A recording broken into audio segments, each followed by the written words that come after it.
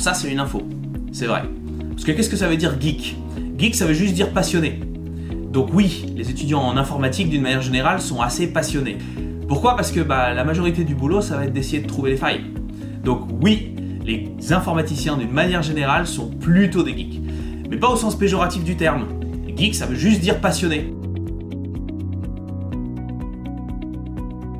Alors ça, intox, mais ça peut être une info aussi.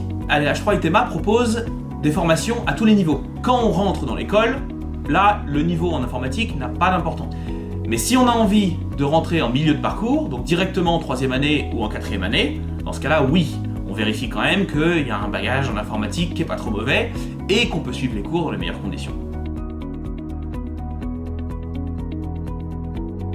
Alors ça, intox, c'est pas vrai du tout. Et c'est d'ailleurs plutôt l'inverse. Alors, d'une manière générale, on a toujours tendance à citer Ada Lovelace, qui est la première qui en fait a fait de l'algorithmie. Et faut pas oublier que chez H3 Itema, on propose une partie technique, certes, mais aussi une grande partie gestion de projet. Et encore une fois, les femmes là-dedans sont quand même vachement plus douées que les gars.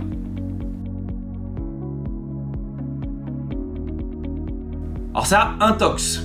C'est pas vraiment difficile, c'est juste que comme n'importe quelle formation, quand on arrive en plein milieu, il y a tout un jargon qu'on ne connaît pas, on n'a aucune idée de quoi on parle et ça semble incompréhensible.